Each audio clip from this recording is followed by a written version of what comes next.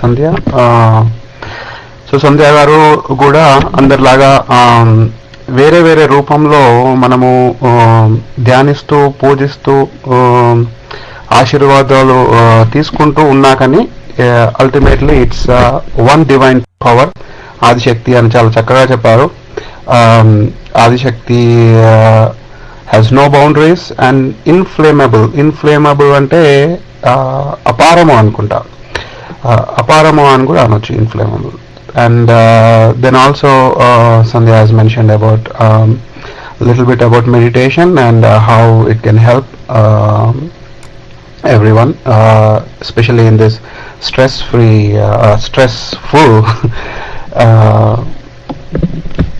yugam, Kali Yugam, enta stress ga untundo. So with that I think we are all done with the speakers. So ఒకసారి rewind back చేసుకుంటే మన speakers అందరూ కామన్గా చెప్పినవి ఏంటంటే this festival Dasara అనేది మనము మెయిన్గా గుడ్ ఓవర్ బ్యాడ్ అనేది అందరూ కామన్గా చెప్పారు. గుడ్ ఓవర్ బ్యాడ్ని అనేక విధాలుగా గుర్తు చేసుకుంటూ మనము సెలబ్రేట్ చేసుకుంటాము. That is the main thing. And second thing, various forms of Durga నవరాత్రులకి దుర్గాదేవి ఫార్మ్స్ 9 అవతారాలు కూడా చెప్పారు చాలా బాగా.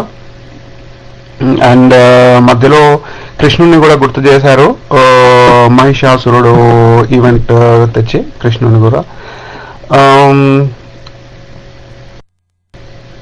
సో నా ఎక్స్పీరియన్స్ ప్రకారంగా అంటే what I understood, I'm still learning and trying to know, ఏంటంటే గుడ్ అండ్ బ్యాడ్ అనేవి ఎప్పటికీ ఉంటుంది. మనకు ఫస్ట్ ప్రతీక్ గారు చెప్పారనుకుంటా, ఇట్స్ ఆల్వేస్ దేర్. సో ఈ రెండు ఎప్పుడు బ్యాలెన్స్గా ఉంటాయి అన్నమాట. Energies will always be in balanced. మీరు ఏ డైరెక్షన్లో వెళ్తారో అనేది అది మీ మీద ఉంటుంది. అంటే మీరు అంటే ఫర్ ఎనీ వన్. ఇప్పుడు లైట్ వచ్చింది అనుకోండి, సూర్యుడు వచ్చాడు అనుకోండి, darkness will be there but it will be on the other side. So again where ever the darkness is, అక్కడికి సూర్యుడు వెళ్తాడు, so the darkness goes the other side. So these things, good bad, darkness and light ఎప్పుడు బ్యాలెన్స్లో ఉంటాయి. కానీ ఎక్కడ ఉంటాయి అనేది టైం విల్ డిక్టేట్ దెమ్ అన్నమాట. అలాగే మనకి డ్రీమ్స్ గారు ఆదిశక్తి గురించి చాలా చక్కగా చెప్పారు. The importance of female power when it's required. So అది కూడా ఎందుకంటే male and female should also be in balance. బ్యాలెన్స్లో లేకుంటే, ప్రకృతిని బ్యాలెన్స్లో లేకుంటే మట్టి విలువ ఏమి ఉండదు.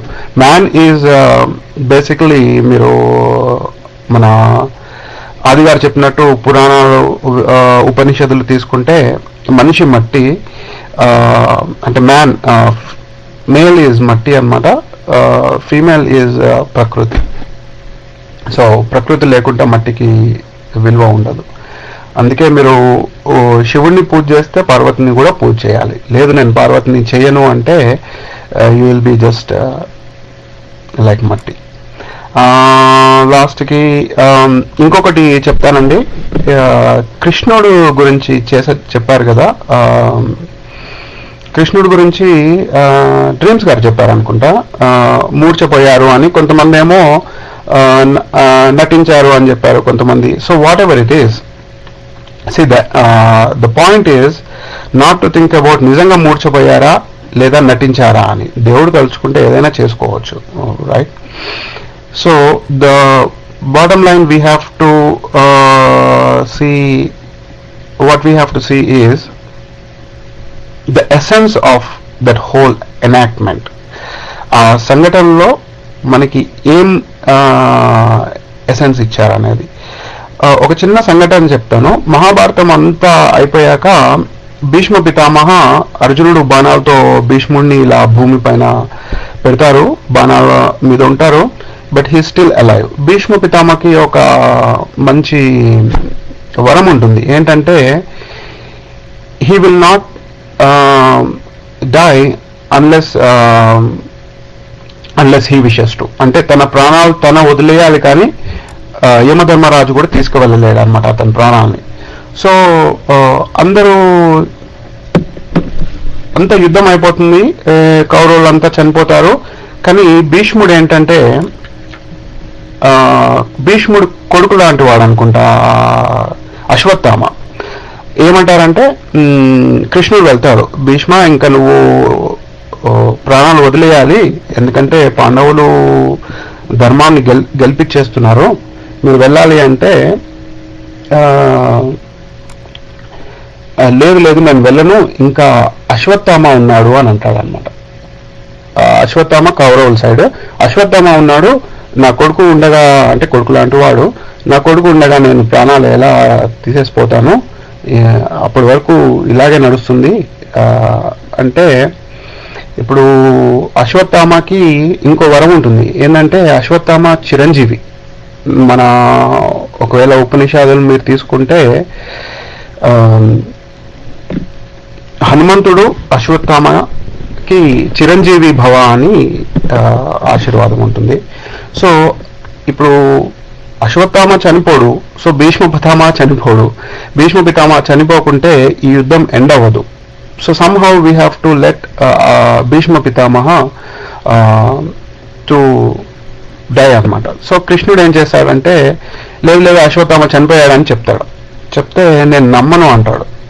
కృష్ణ నీ లీలలు నాకు తెలుసు, నువ్వు ధర్మాన్ని కాపాడుతావు, దానికోసం ఏదైనా చెప్తావు, నేను నమ్మను అంటే, సరే ఎవరు చెప్తే నమ్ముతావు అంటే పాండవుల్లో హెడ్ ఉంటాడు కదా ధర్మరాజు, ధర్మరాజు చెప్తే నమ్ముతాను, ధర్మరాజు చెప్తే నేను నమ్ముతాను అంటే కృష్ణుడు ధర్మరాజు దగ్గరికి వెళ్తాడు. ధర్మరాజు దగ్గరికి వెళ్ళి ఇదేదో గిఫ్ట్ ఇక్కడ ఉంది, ఒక నిమిషం స్కిప్. ఓకే, సో ధర్మరాజు దగ్గరికి వెళ్ళాక కృష్ణుడు అంటాడు, నాయన నువ్వు అశ్వత్థామ చనిపోయాడని చెప్పాలి, లేకపోతే భీష్మ పితామహ అసలు ప్రాణాలు త్యాగం చేయడు అంటే అంటాడు ధర్మరాజు, నేను ఈ యుద్ధం గెలవకున్నా పర్లేదు, అబద్ధం మాత్రం చెప్పను, అందుకే నన్ను ధర్మరాజా అంటారు, నేను చెప్పను అంటాడు. కానీ అతను నువ్వు చెప్తారే నమ్ముతాడు అంటే సరే అని కృష్ణుడు ఏం చేస్తాడంటే, అతని లీలలు ఇలా ఉంటాయి. అశ్వత్థామ అని ఒక ఏనుగు కూడా ఉంటుందండి. సో ఆ ఏనుగు చనిపోతుంది అనమాట. సో నువ్వు ఏం చెప్పాలంటే అశ్వత్థామ చనిపోయింది, అది ఒక ఏనుగు ఉండేది అని చెప్పాలి. ఇదే చెప్పాలి. అంటే హిందీలో చెప్పాలంటే అశ్వత్థామ మరిగయా జో హాతీ థా అని చెప్పాలన్నమాట. సో ఇది చెప్తే చాలు అంటే అది కరెక్టే నేను చెప్తాను, కానీ నువ్వు ఇలాగే చెప్పాలి, ఏనుగు అశ్వత్థామ చనిపోయింది అని చెప్పకూడదు అనమాట. అశ్వత్థామ చనిపోయింది, అది ఒక ఏనుగు అని చెప్పాలి. సో ఓకే అని భీష్మ పితామహ దగ్గరికి వెళ్తారు. వెళ్ళినాక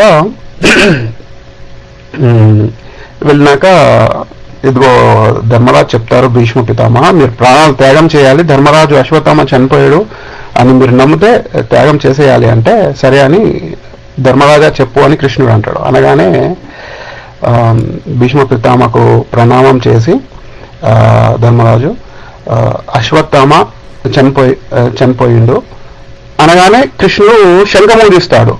అది ఒక ఏనుగు అని విన్నివ్వడు అనమాట. అక్కడి నుంచి పోయి అశ్వత్థామ చనిపోయాడు అనగానే శంఖము గట్టిగా మోగిస్తాడనమాట. సో కృష్ణుడు ఇలాంటి లీలలు కూడా చేస్తాడు. ధర్మాన్ని కాపాడుకోవడానికి కొన్ని చిన్న చిన్న నాటకాలు అవసరం అన్నమాట. సో ఇంకా స్టోరీస్ చాలా ఉన్నాయి. సో దీంతో నేను ముగిస్తాను.